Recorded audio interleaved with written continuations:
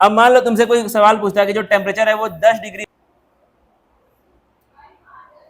ठीक है,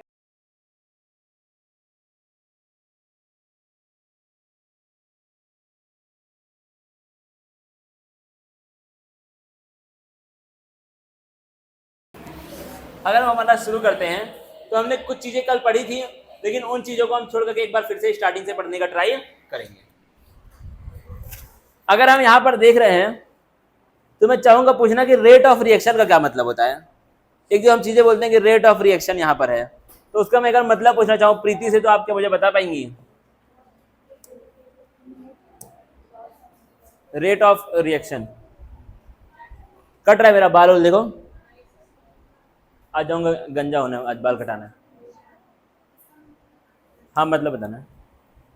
rate of reaction क्या करो यार, तुम क्यों उसको मार रहे हो? पानी पी रहा बेचारा, लिख रहे हो अपने लिए जहन्नम। किसी पानी पीते इंसान को मारोगे तो खुदा तुमको माफ करेगा? चलिए सानिया जी से हम पूछना चाहेंगे, आपका पहली बात तो बायो में क्यों इतना बेकार मार्क्स आया? पहली बात तो ये मैं हैरान हूँ इस चीज को लेकर के।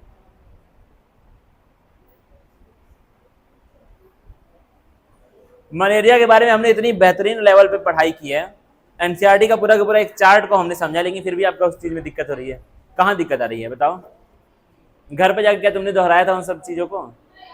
तो फिर तुमने क्यों नहीं लिखा उस चीज को कॉपी में?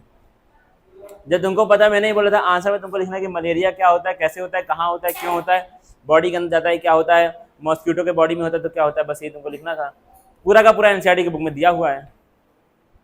एनसीईआरटी के बाहर मैं पढ़ाता नहीं हूँ क्योंकि मुझे आता ही नहीं है, चाहिए भी नहीं। एनसीईआरटी के बाहर क्या ही करोगे जान करके, एग्जाम में एनसीईआरटी ही आएगी।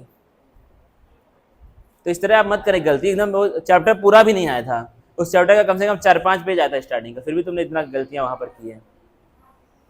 कुछ लिखा ही नहीं तुमने, तो खाली हाफ पेज में पूरा मार दिया। 9 सवालों का हाफ पेज में आपने सॉल्व किया, ऐसा पॉसिबल ही नहीं हो सकता है। जब मैंने तुम्हारा पेपर देखा तभी मुझे लगा कि भाई 5 से तो कम ही नंबर है, हो ही पॉसिबल ही नहीं है उतने कम में लिखना। तुमने आधे पेज में सॉल्व किया 9 सवालों को, 20 नंबर लगभग आपका कितना वो नंबर था। गलती इस तरह की अगर आप कर रहे हैं तो बड़ी दिक्कत वाली बात है। सत्य बताओ क्या होता है रेट ऑफ रिएक्शन?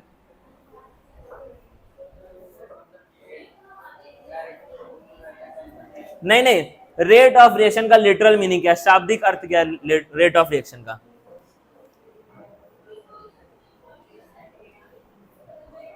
अच्छा रेट लॉ क्या चीज है? रेट लॉ, रेट लॉ क्या चीज था? स्वामी आप बताइए रेट लॉ क्या चीज है?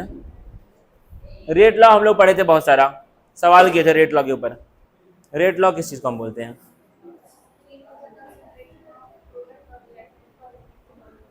पर वो तो नहीं, ऐसा कुछ भी नहीं है। रेट लॉ में पूछ रहा हूँ, रेट लॉ, रेट इक्वेशन जो होती है उसको मैं पूछ रहा हूँ क्या होता है। रेट लॉ बताओ, रेट इक्वेशन पूरी।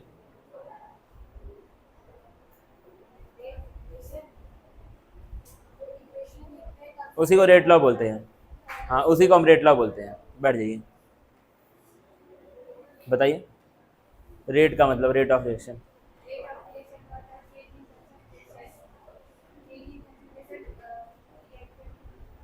हाँ चेंज इन,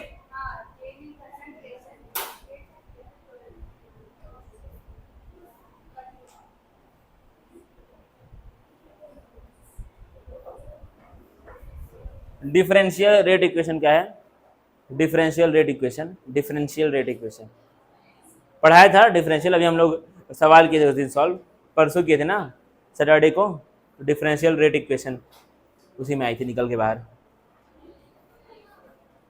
फिर तुम लोग यार पढ़ते नहीं हो घर पे, पढ़ी थी कि नहीं घर पे जाके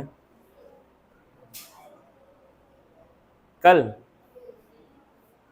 वही मुद्दा फंस जा रहा है ना, यही तो दिक्कत हो जा रही है सारी की सारी। अगर डेली का डेली तुम लोग अभी भी नहीं पढ़ रहे हो डेली का डेली, तो आप लोग बड़ा गलत कर रहे हैं भाई अपने साथ।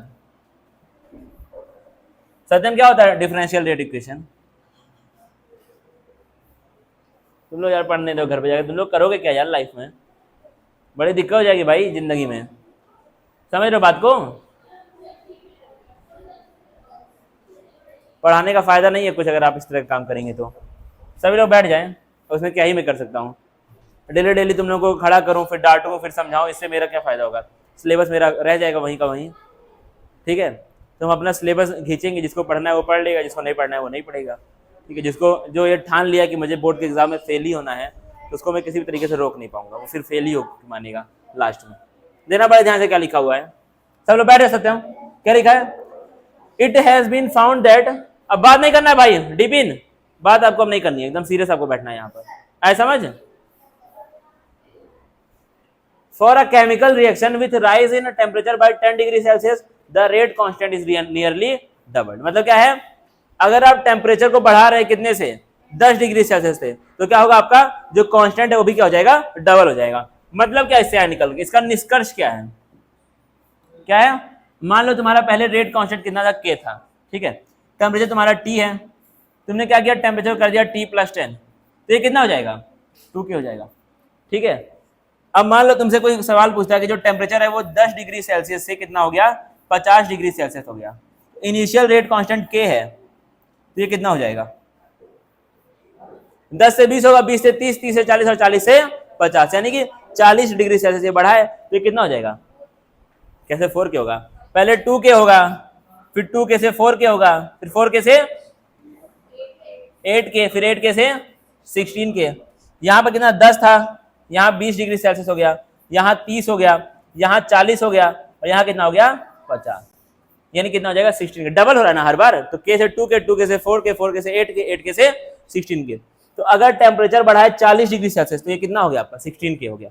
इस तरीके की आपको बातें देखनी पड़ेंगी। तो हर बार 10 डिग्री सेल्सियस जब टेम्परेचर बढ़ाओगे तो रेट कांस्टेंट क्या हो जाएगा, डबल हो जाएगा। देखना बड़े ध्यान से क्या लिखा हुआ है, the temperature dependence of the rate of a chemical reaction can be accurately explained bye. अब क्या है, टेम्परेचर डिपेंडेंस अगर आपको एक्यूरेटली एक्सप्लेन करना है तो आपको किसकी मदद पड़ेगी, अर्हेनियस इक्वेशन की। समझेंगे इसको डिटेल में, अर्हेनियस इक्वेशन क्या थी, कैसे थी, कहां पर थी, क्यों थी, सब चीजें हम लोग देखेंगे।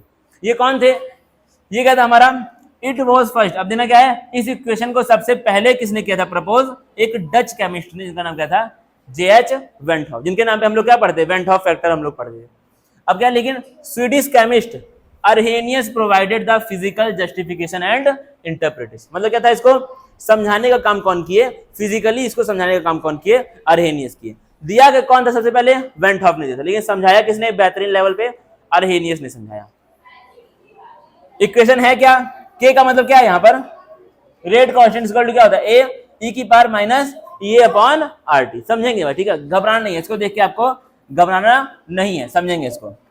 ए का मतलब क्या है इस इक्वेशन में, अर्हेनियस फैक्टर, उसी को हम लोग क्या बोल रहे हैं, frequency factor. It is also called pre exponential factor, क्योंकि इसको हम लोग क्या बोलते हैं, एक्सपोनेंट बोलते हैं, तो उसके पहले जो है इसको हम लोग क्या बोलेंगे, प्री एक्सपोनेंशियल फैक्टर।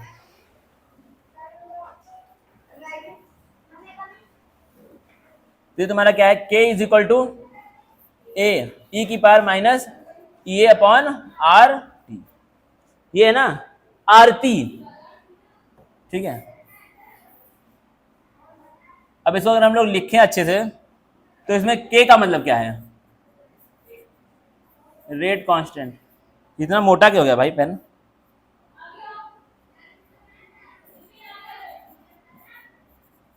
अब देखो ए जो है इसके 3 नाम है, कौन कौन से नाम, पहला क्या है तुम्हारा अर्हेनियस फैक्टर,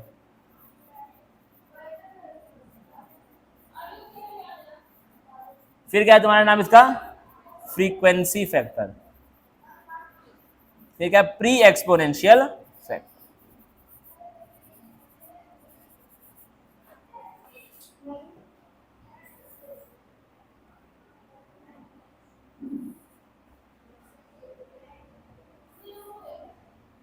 शिट यार, ठीक है छोड़ो, कोई बात दिक्कत आ रही है, ये फैक्टर यहाँ पर है, ठीक है।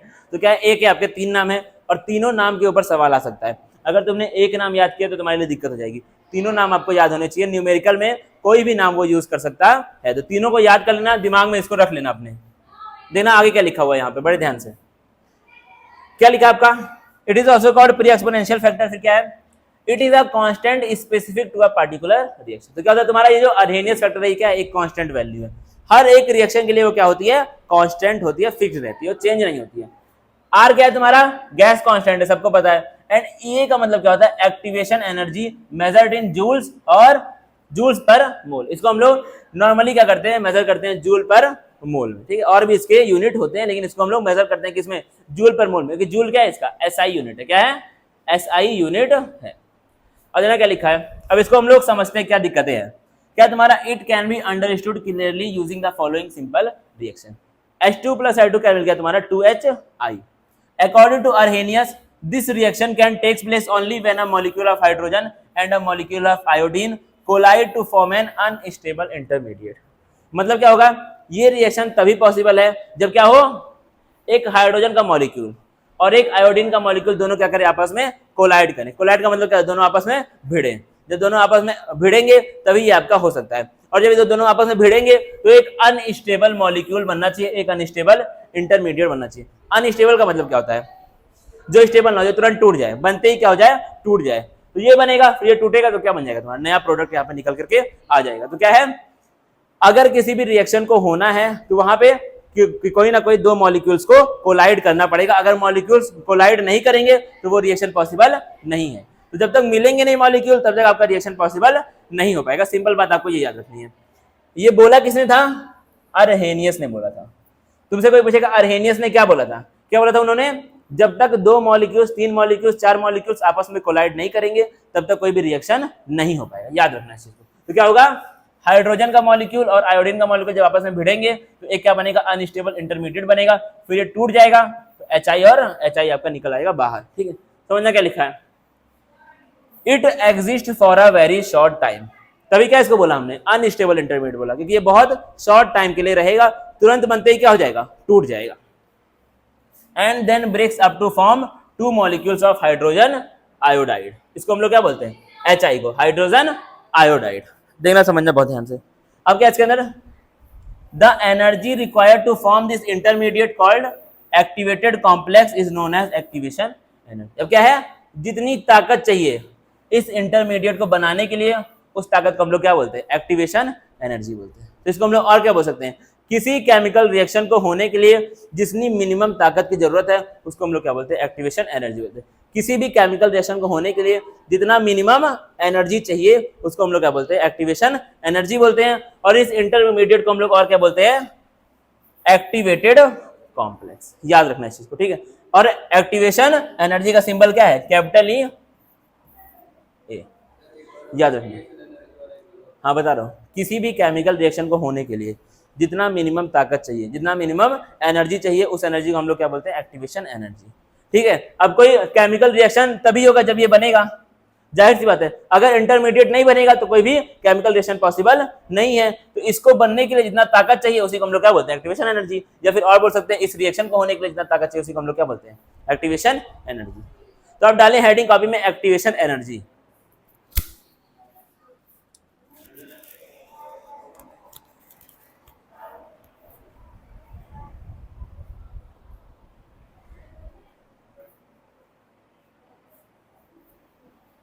The minimum energy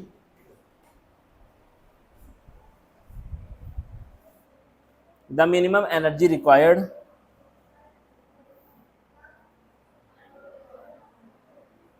for the formation of unstable intermediate, for the formation of unstable intermediate,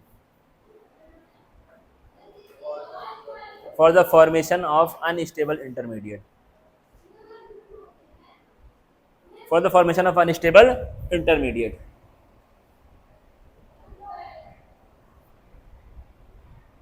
लिख लो ब्रैकेट में activated complex.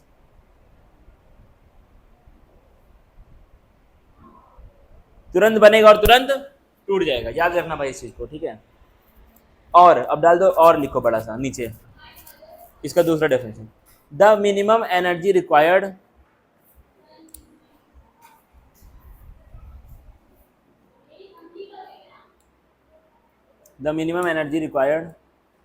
for the completion of a reaction is known as activation energy।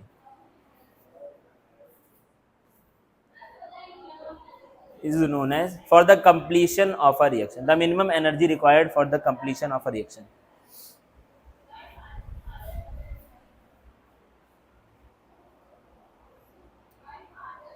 ठीक है। अब देखना बड़े ध्यान से क्या है। अब यहाँ पे क्या आ गया आपका एक ग्राफ आ गया बेहतरीन लेवल का, देखना क्या लिखा है। Figure 3.7 is obtained by plotting potential energy versus reaction coordinate. क्या किया इसने, potential energy versus reaction coordinate. Reaction coordinate मतलब क्या होता है, पूरा का पूरा जो रिएक्शन होता है उसको हम लोग क्या बोलते हैं, रिएक्शन कोऑर्डिनेट। मतलब ए से क्या बन रहा है, बी बन रहा है। क्या बन रहा है, ए से बी बन रहा है। ठीक है, तो ये रिएक्शन जो है वो किस चीज का, ए से क्या बन रहा है आपका यहाँ पर बी बन रहा है। मतलब ए क्या है, रिएक्टेंट है, और बी क्या है, तुम्हारा प्रोडक्ट है। देखना बड़े ध्यान से क्या हो रहा है यहाँ पे। रिएक्शन कोऑर्डिनेट का मतलब क्या है, it represent the profile of energy change when reactant change into product. मतलब क्या है, जब रिएक्टेंट प्रोडक्ट में चेंज हो रहा है तो एनर्जी में क्या चेंज आ रहा है, उसको हम लोग क्या बोलते हैं, रिएक्शन कोऑर्डिनेट। समझना बहुत ध्यान से। Some energy is released when the complex decomposes to form product. मतलब क्या है, जब प्रोडक्ट बनता है तो कुछ ताकत क्या होती है, रिलीज होती है। जब प्रोडक्ट बनता है तो क्या होता है, कुछ ताकत रिलीज होती है। देखना बहुत ध्यान से। So the final enthalpy of the reaction depends upon the nature of reactant and product। मतलब क्या है, फाइनल एंथैल्पी क्या होगी, वो डिपेंड करेगी तुम्हारा रिएक्शन कैसा है और प्रोडक्ट कैसा है। अब समझने का ट्राई करेंगे हम लोग यहाँ पे। अब इसको थोड़ी देर के लिए भूल जाओ, जो मैं बता रहा हूँ वो देखो। आपने पढ़ा होगा डेल्टा एच का मतलब, डेल्टा एच का मतलब क्या होता है, चेंज इन एंथैल्पी।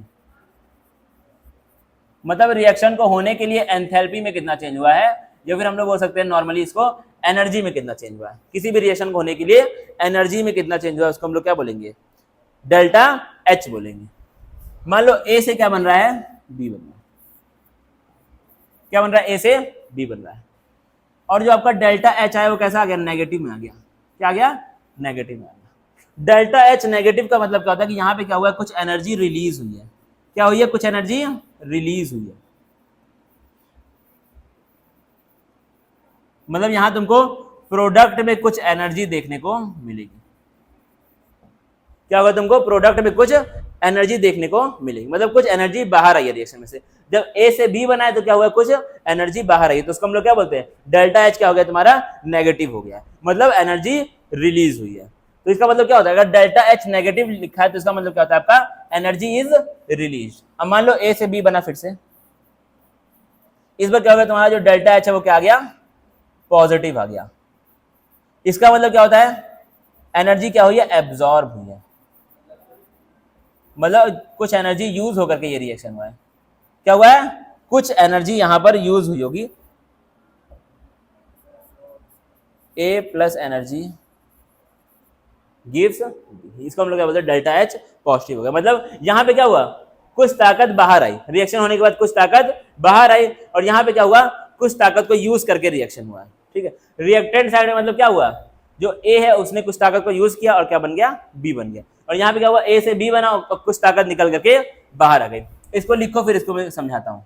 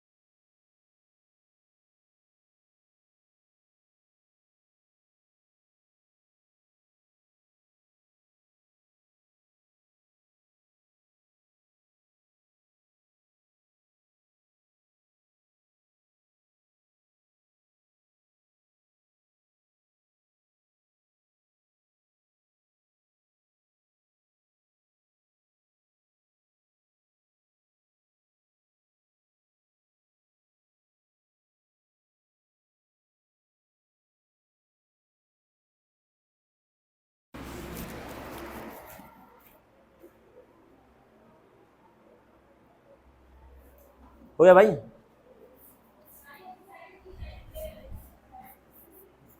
एच का मतलब क्या होता है, एंथैल्पी, और डेल्टा एच का मतलब क्या होता है, चेंज इन एंथैल्पी। मतलब एंथैल्पी में कितना चेंज हुआ। एंथैल्पी मतलब होता है टोटल एनर्जी जो एक रिएक्शन के पास है, टोटल एनर्जी जो एक रिएक्शन के पास है। ठीक है, किसी के पास है जो टोटल एनर्जी, हम लोग क्या बोलते हैं, उसकी एंथैल्पी बोलते हैं।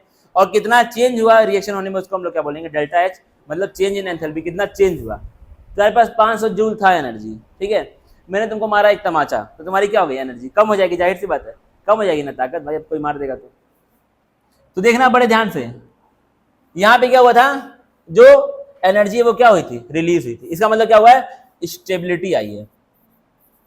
क्या आई है, स्टेबिलिटी। देखना कैसे, इसका मतलब समझना, ठीक है। अब मान लो हम यहाँ पर क्लास में बैठे हुए हैं, ठीक है, 4-5 लोग 10 लोग बैठ के यहाँ पे पढ़ रहे हैं। एक बच्चा उठा और वो भागने लगा क्लास में कुत्ते से, तो क्या हुआ, मुझे उस पढ़ाने में दिक्कत हो रही है महसूस, तो मैंने क्या किया, उसको एक थप्पड़ मारा।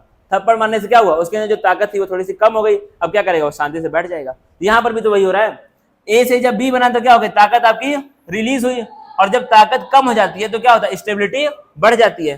ताकत कम तो स्टेबिलिटी क्या हो जाती है, बढ़ जाती है। ये आपको याद रखना है हमेशा जिंदगी भर के लिए। एनर्जी रिलीज होगी, एनर्जी कम हो जाएगी तो क्या होगा, स्टेबिलिटी बढ़ जाएगी। बढ़ाया होना पहले, याद रखना भाई, इसको लिख लो अगर पहले नहीं बताया हूं तो। एनर्जी कम तो स्टेबिलिटी ज्यादा है, जिसके बाद जितना ताकत रहेगी वो उतना ज्यादा खुराफात करेगा।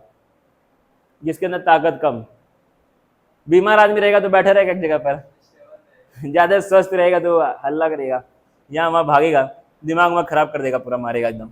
अब देना बहुत ध्यान से, क्या लिखा है तुम्हारा, all the molecules in the reacting species do not have the same kinetic energy. मतलब क्या है, सारे मॉलिक्यूल्स एक रिएक्टिंग स्पीसीज में सबके पास बराबर काइनेटिक एनर्जी नहीं होती है। Since it is difficult to predict the behavior of any one molecule with precision, मतलब क्या है, किसी एक मॉलिक्यूल के बिहेवियर को हम लोग एकदम एक्यूरेटली प्रेसाइज होकर के हम लोग जान नहीं सकते, उसको प्रेडिक्ट नहीं कर सकते। इसलिए हमारे कौन आए, बोल्ट्जमैन। कौन आए, ये आप लोग फिजिक्स में पढ़ते हैं, बोल्ट्जमैन कर्व, ये वाला। कौन है हमारे, बोल्ट्जमैन। इनका नाम क्या, Ludwig Boltzmann and James Clerk Maxwell.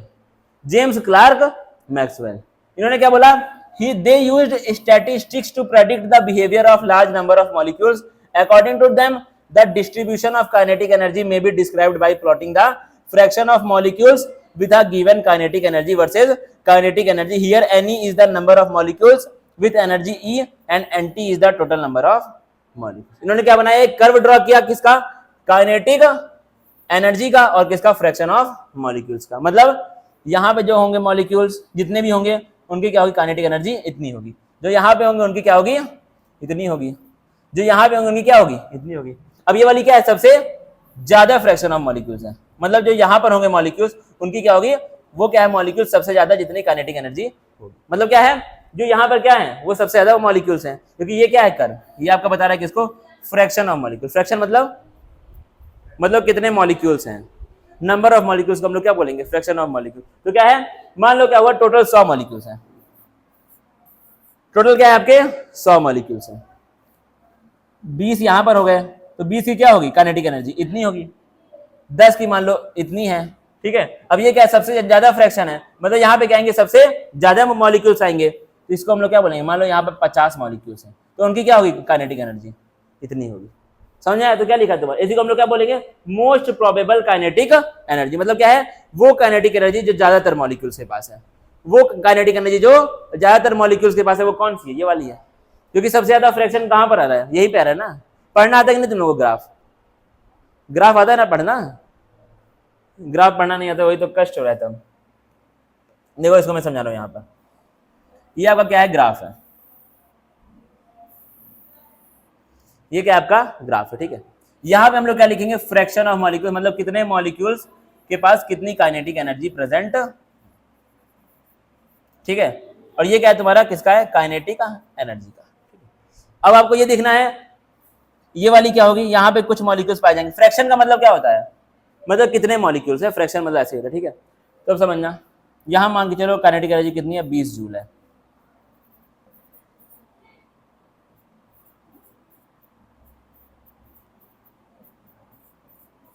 ठीक है। यहाँ कितने आ रहे हैं मॉलिक्यूल, 20 मॉलिक्यूल आ रहे हैं। यहाँ 40 मॉलिक्यूल है, यहाँ मान लो 50 मॉलिक्यूल्स आ रहे हैं, यहाँ कितने आ रहे हैं, 60 मॉलिक्यूल्स आ रहे हैं। अब अगर आप लोग ध्यान देखें तो सबसे ज्यादा मॉलिक्यूल्स के पास कौन सी काइनेटिक एनर्जी है, 60 वाली है।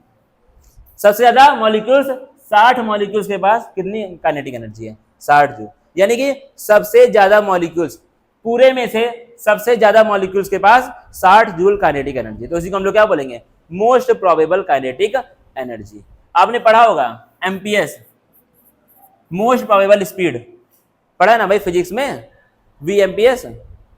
Root mean square, most probable, इसे पढ़ा है ना, पढ़ा है ना। तो ये क्या है तुम्हारा, पढ़ोगे अभी इसको अगर नहीं पढ़ा है तो, क्या है तुम्हारा मोस्ट प्रोबेबल स्पीड, मतलब सबसे ज्यादा मॉलिक्यूल के पास जो स्पीड है उसको हम लोग क्या बोलते हैं, मोस्ट प्रोबेबल स्पीड। यहाँ पे स्पीड के प्लेस पे क्या आ गया, काइनेटिक एनर्जी आ गई।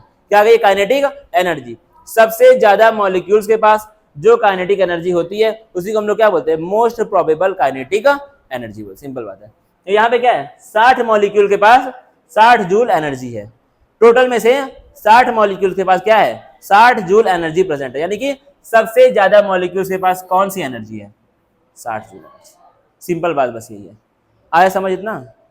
अब अगर हम लोग ऊपर जाएंगे 70 मॉलिक्यूल पे जाएंगे, 80 पे जाएंगे, यहाँ पे तो कुछ है ही नहीं, ठीक है। तो क्या है, हाँ क्या हुआ,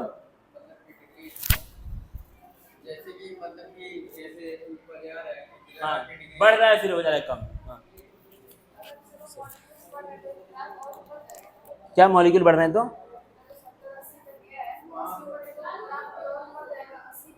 क्यों, नहीं नहीं ऐसा बिल्कुल, इसमें ये बोल रहा है, इस ग्राफ का मतलब ये बताने का है कि एक मान के चलो ऐसा एक डिब्बा है, ठीक है।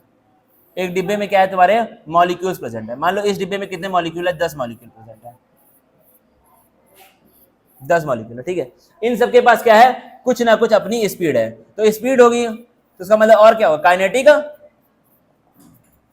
होगी सबके पास। तो क्या है, सबके पास कुछ ना कुछ काइनेटिक प्रेजेंट है, एनर्जी, ठीक है। अब इसमें देख रहा है किसके पास, इसके पास मान के चलो 10 जूल है, इसके पास 20 जूल है, इसके पास 50, ऐसे सबके पास है, ठीक है। अब इसमें मकसद क्या है ये देखने का कि सबसे ज्यादा मॉलिक्यूल्स के पास कौन सी काइनेटिक एनर्जी है, सबसे ज्यादा मॉलिक्यूल्स के पास कौन सी काइनेटिक एनर्जी है, उसको यहाँ पर बताया गया है। सबसे ज्यादा मॉलिक्यूल्स के पास क्या है, 60 जूल काइनेटिक एनर्जी प्रेजेंट है, उससे ज्यादा मॉलिक्यूल्स के पास एनर्जी है ही नहीं। आया समझ में, मुद्दा ये है कि सबसे ज्यादा मॉलिक्यूल्स के पास 60 जूल काइनेटिक एनर्जी प्रेजेंट है। मॉलिक्यूल कितने हैं, यहाँ आपके खत्म हो गए। काइनेटिक एनर्जी जो जा रही है सबसे ऊपर वो कौन सी जा रही है, 60 जूल। इसके बाद 70 भी है लेकिन वो कम मॉलिक्यूल्स के पास है, 70, ठीक है। उसके बाद 100 भी है लेकिन वो और कम मॉलिक्यूल्स के पास है। तो क्या है, सबसे ज्यादा मॉलिक्यूल्स के पास 60 जूल काइनेटिक एनर्जी प्रेजेंट है, सिर्फ उतना मकसद है। ये ऊपर लॉजिक ही नहीं, क्यों जाएगा ऊपर, जब है ही नहीं तो क्यों ऊपर जाएगा, ठीक है। उतना ही वो जा ही सकता है कि उतना ही मैक्सिमम हो गया, वहीं पे हो गया खत्म कर्व आपका। अब इसको अगर तुम और ऊपर लेकर के जाओगे तो उससे कुछ लॉजिक ही नहीं बनता है, मुद्दा ही नहीं वो बनेगा। अब इसको एक बार ध्यान से डाइजेस्ट करने का ट्राई करो, तुम लोगों से हो नहीं पा रहा है डाइजेस्ट, मुझे लग रहा है कठिनाई आ रही है। एक बार ध्यान से देखो, इसको ध्यान से समझने का ट्राई करो एक बार।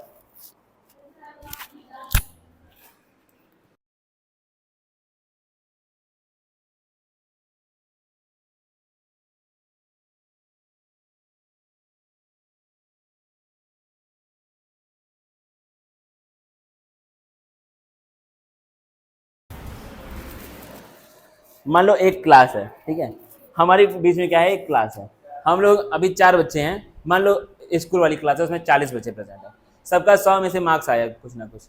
अब आपको देखना है कौन से बच्चे, मतलब कितने बच्चे इक्वल मार्क्स पाए हैं, ठीक है। मान लो एक तरह से कुछ बच्चे 80 नंबर पाए हैं, 40 बच्चे हैं, ठीक है। कुछ बच्चे पाए हैं 100 में से 50 नंबर, कुछ पाए हैं 100 में से 60 नंबर, कुछ 70, कुछ 80 और कुछ 100 में से 100 नंबर, ठीक है। मान लो 5 बच्चे क्या पाए हैं, 50 नंबर पाए हैं, 10 बच्चे क्या पाए हैं, 60 नंबर पाए हैं, 20 बच्चे क्या पाए, 70 नंबर, 20 10 30 35 यही हो गया। 2 बच्चे 80 पाए और 3 बच्चे कितना पाए, 100 नंबर पाए, ठीक है। इस तरीके का आपका मामला हुआ है। अब आप देखें सबसे ज्यादा बच्चे कौन सा मार्क्स पाए हैं, 70 नंबर पाए हैं, तो वही 70 ही क्या है, मोस्ट प्रोबेबल मार्क्स है यहाँ का, वही क्या 70 ही मोस्ट प्रोबेबल मार्क्स है, क्योंकि ज्यादातर बच्चे उसी मार्क्स को पाए हैं। वैसे हम लोग क्या बात करें, मॉलिक्यूल्स है ढेर सारे क्या है, मॉलिक्यूल्स हैं। आपको देखना है कौन सी काइनेटिक एनर्जी ज्यादातर मॉलिक्यूल्स के पास है, उसी को हम लोग क्या बोले, मोस्ट प्रोबेबल काइनेटिक एनर्जी बोल रहे हैं। अब इसका भी तुम ड्रॉ कर सकते हो ग्राफ, क्या ड्रॉ करना है तुमको ग्राफ, देखो यहां पे हम लोग क्या लिखेंगे, नंबर ऑफ स्टूडेंट्स, यहां हम क्या लिखेंगे, मार्क्स। कुछ बच्चों का ये तो मुझे लग रहा है कि सही नहीं है, रंग में भंग पड़ जाएगा इससे तो,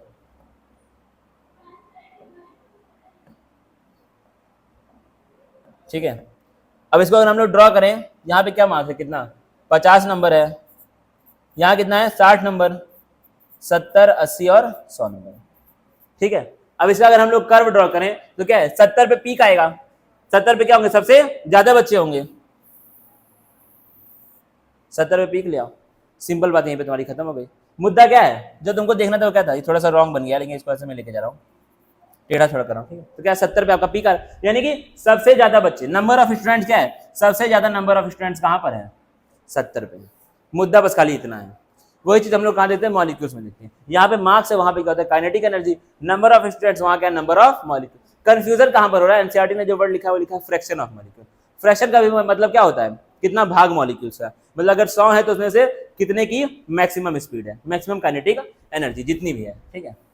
तो काइनेटिक एनर्जी जो मैक्सिमम मार्क्स है वो कितना है, 100 भी आया बच्चों का, लेकिन ज्यादातर बच्चों का कितना आया है, 70 आया, ठीक है। मैक्सिमम कुछ भी हो सकता है, लेकिन क्या देखना है हमको, ज्यादातर का कितना है, तो कितना है, 70 नंबर है। वैसे यहाँ पे क्या था, अगर हम लोग काइनेटिक एनर्जी देख रहे हैं तो ये वाली क्या है, मोस्ट प्रोबेबल काइनेटिक एनर्जी है। मैक्सिमम कितनी भी हो सकती है, लेकिन मोस्ट मतलब ज्यादातर की इतनी है, ठीक है। ये चीज हमको मुद्दा यहाँ पे देखना है, वही चीज एनसीईआरटी ने इस ग्राफ में समझाई है, क्या है, मोस्ट प्रोबेबल काइनेटिक एनर्जी, यानी कि ये वाली जो काइनेटिक एनर्जी वो क्या है, सबसे ज्यादा मॉलिक्यूल्स के पास है। देखना यहाँ लिखा है, the peak of the curve corresponds to the most probable kinetic energy. मतलब क्या हुआ, that is kinetic energy of the maximum fraction of molecules. मतलब सबसे ज्यादा मॉलिक्यूल्स के पास जो काइनेटिक एनर्जी है उसे हम लोग क्या बोलते हैं, most probable kinetic energy. There are decreasing number of molecules with energies higher और लोअर देन दिस वैल्यू। अब क्या है, अगर काइनेटिक एनर्जी इससे कम जाएगी या इससे ज्यादा जाएगी तो क्या हो रहा है, नंबर ऑफ मॉलिक्यूल्स क्या हो जा रहे हैं, कम होते जा रहे हैं। या तो आप इस साइड जाओ या इस साइड जाओ, क्या हो रहे हैं, मॉलिक्यूल्स कम होते जा रहे हैं। सबसे ज्यादा मॉलिक्यूल्स कहां पर हैं, इसके साथ हैं, ठीक है। अब तुम उसके राइट जाओ, उसके लेफ्ट जाओ, मॉलिक्यूल्स क्या हो रहे हैं, कम हो रहे हैं। तो इसके अगर ज्यादा की तरफ जाओगे तो भी मॉलिक्यूल्स कम है, कम की तरफ जाओगे तो भी क्या मॉलिक्यूल्स कम है। वही चीज यहाँ पे लिखी, क्या लिखिए, there are decreasing number of molecules with energies higher और लोअर देन दिस। इससे ज्यादा जाओगे तभी क्या हो रहा है, मॉलिक्यूल्स कम हो रहे हैं, इससे कम जाओगे तभी क्या हो रहा है, मॉलिक्यूल्स कम हो रहे हैं। सिंपल बात बस इतनी है। इतना अगर समझ में आ गया तो चीजों को आगे हम बढ़ाते हैं। अब इतना एक बार रीड कर लो अपने एनसीईआरटी में।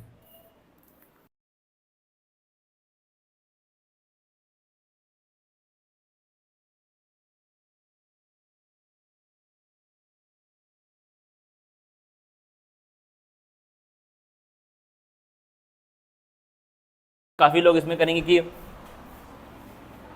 ठीक है, तो ये क्या है, तुम्हारा H2 + I2 रिएक्टेंट है, इसके पास क्या होगी, कुछ ताकत होगी, वो इतनी है, ठीक है।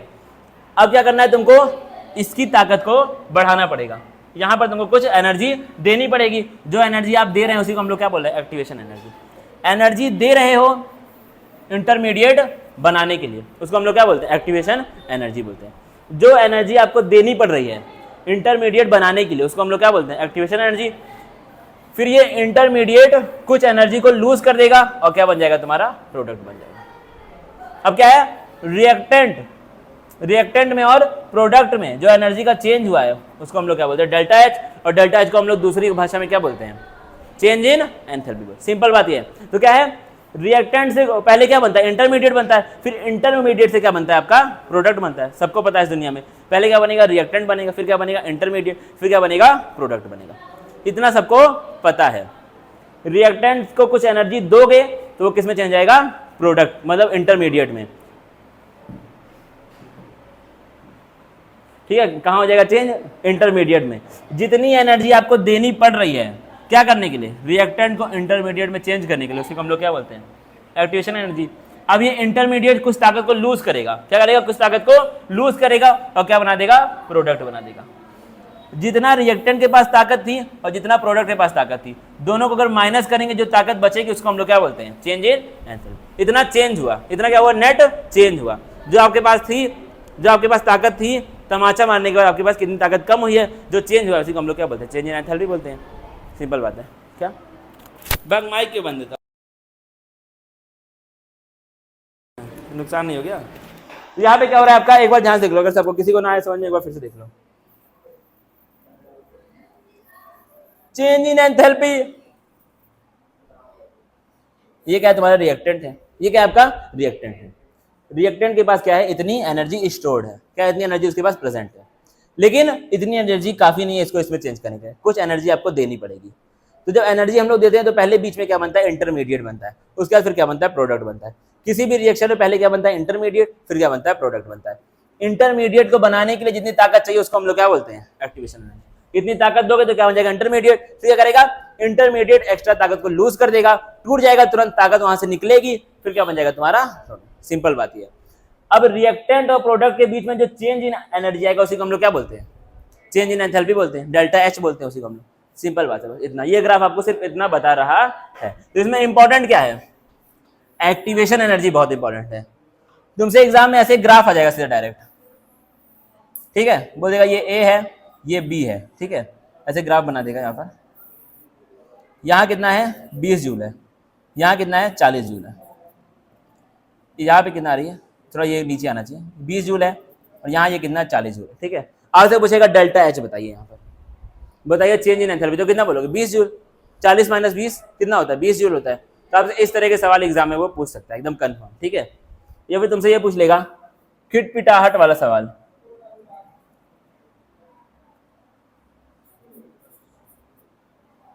साठ जूल है ये,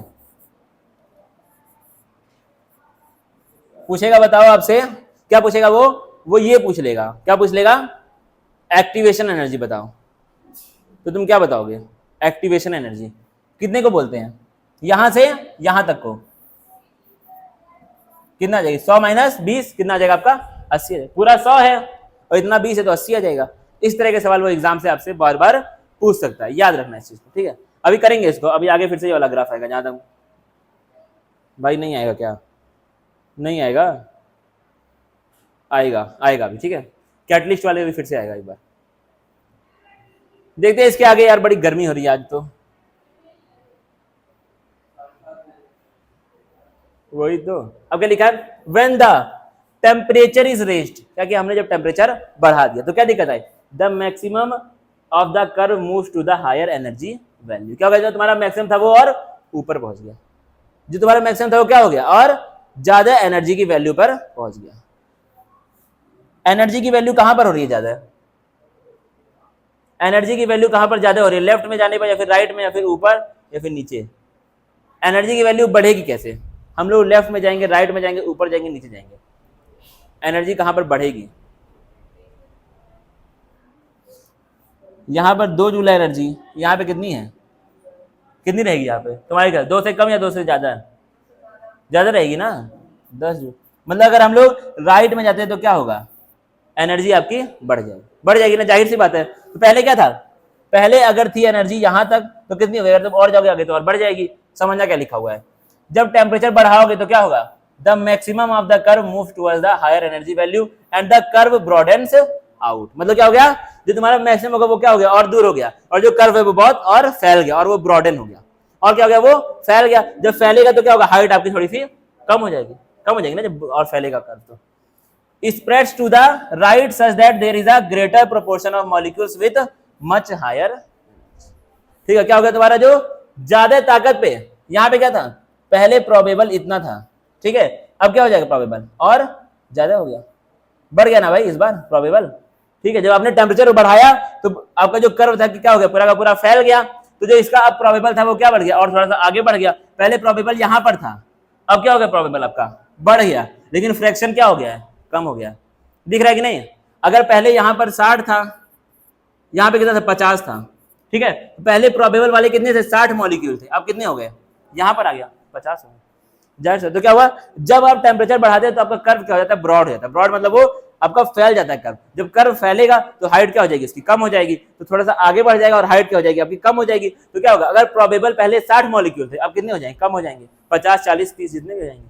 तो उस तरीके से आपको इसको समझना पड़ेगा। तो क्या है, जब हम लोग टेम्परेचर बढ़ाते हैं तो क्या होता है, मोस्ट प्रोबेबल काइनेटिक एनर्जी बढ़ जाती है, लेकिन फ्रैक्शन ऑफ मॉलिक्यूल क्या हो जाते हैं, कम हो जाते हैं। इतना आ रहा है कि नहीं समझ में, ये चीज आपको समझना पड़ेगा। तो यहाँ पे क्या लिखा, the area under the curve must be constant since total probability must be 1 at all time. तो क्या एरिया अंडर कर्व क्या होना चाहिए, कांस्टेंट होना चाहिए। तो अगर आप इसको, अगर आप विड्थ को बढ़ा रहे हैं तो लेंथ आपको कम करना पड़ेगा, तभी तो एरिया रहेगा कांस्टेंट। जाहिर सी बात है, अगर आप एरिया अगर आपको कांस्टेंट रखना है, अगर आपने किसी की लंबाई को बढ़ा दिया तो आपको चौड़ाई को कम करना पड़ेगा, तभी तो एरिया कांस्टेंट रहेगा। ये आ रहा है कि नहीं समझ में, मैथ की बात है। हाँ, मेरा जीरो कौन काट पाएगा, जो क्या है,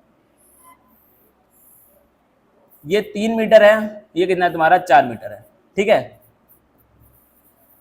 L इंटू 12 मीटर स्क्वायर। ये क्या है, पहले आपका एरिया। मान लो इसको तुमने 4 कर दिया, इसको तुमने बढ़ा कितना कर दिया, 4 मीटर कर दिया, और एरिया को तुमको रखना है कांस्टेंट, तो इसको तुमको कम करना पड़ेगा, 3 करना पड़ेगा, तभी तो रहेगा कांस्टेंट। अगर ये 4 ही रहेगा तो ये कितना हो जाएगा, 16 हो जाएगा, तो एरिया क्या हो जाएगा, बढ़ जाएगा। यानी कि अगर आप लंबाई को बढ़ा रहे हैं, चौड़ाई को आपको कम करना पड़ेगा। लेकिन यहाँ पे हमने चौड़ाई को बढ़ा दिया था, चौड़ाई क्या हो गई थी, ब्रॉड हो गया था कर्व, चौड़ाई क्या हो गई तुम्हारी,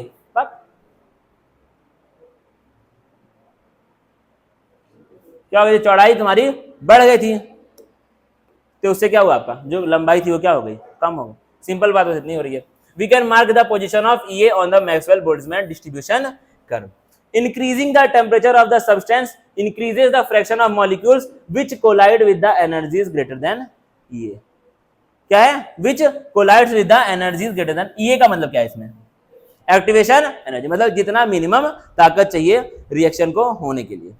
It is clear from the diagram that in the curve t plus 10, the area showing the fraction of molecules having energy equal to or greater than activation energy gets doubled, leading to the doubling the rate of a reaction. Doubling to the rate of the reaction. इससे आगे देना क्या लिखा है, in the Arrhenius equation, the factor e raised to the power minus e upon rt corresponds to the fraction of molecules that have kinetic energy greater than e। तो क्या आपका ये जो अर्हेनियस का इक्वेशन होता है, इसमें इसका मतलब क्या होता है, इसका क्या मतलब होता है, क्या झंझट हो, क्या होता है इसका मतलब, fraction of molecules having kinetic energy greater than activation energy. तुमसे पूछेगा अर्हेनियस के इक्वेशन में इस फैक्टर का मतलब क्या, पूरा का पूरा क्या मतलब है, fraction of molecules having kinetic energy greater than activation energy. इतना है कि नहीं समझ में, आपसे ये पूछेगा भाई एग्जाम में, मतलब इसका देख लो, सिंपल इसका बस खाली मतलब लिखा हुआ और कुछ मतलब नहीं है इससे। क्या है इसका मतलब, अर्हेनियस का जो पूरा इक्वेशन अभी हमने देखा था उसमें इस चीज का मतलब क्या है, क्या मतलब है इसका, fraction of the molecules that have kinetic energy greater than activation energy. अब समझना क्या किया, अब क्या ले लिया, दोनों साइड नेचुरल लॉगरिथम, तो ये क्या बन गया तुम्हारा इक्वेशन पूरा का पूरा, ln k is equal to minus A upon R T plus ln a। पहले क्या था भाई, पूरा का पूरा रिएक्शन,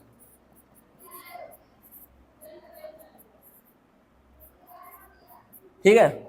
अब उसने क्या किया, हर तरफ क्या ले लिया, नेचुरल लॉगरिथम, मतलब ln ले लिया जैसे, तो क्या हो जाएगा, ln k हो जाएगा, ln a प्लस जाता है मल्टीप्लाई रहे तो ln e, ठीक है। अब इसको हम लोग लिख सकते हैं क्या, अगर तुमने पढ़ा है तो फिजिक्स में, ln k is equal to क्या हो जाएगा, ln a पावर कहाँ जाएगी नीचे, माइनस e अपॉन, समझ आया। तो इसको हम लोग इस तरीके से अब लिख सकते हैं। अब इसको अगर तुमको चेंज करना है लॉग में तो क्या करते थे, ln को चेंज करना है लॉग में तो क्या करते थे, 2.303 से मल्टीप्लाई, क्या लिख सकते हैं इसको,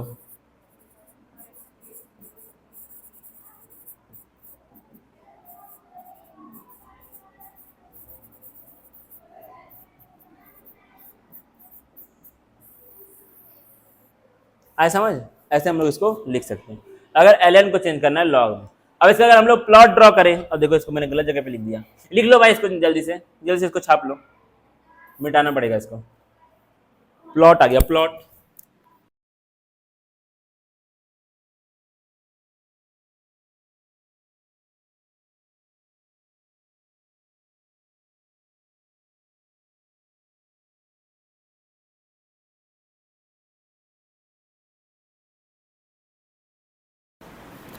यहीं पर हमको इसको रोकना पड़ेगा क्योंकि फिजिक्स वाले टीचर को फिजिक्स पढ़ाना है।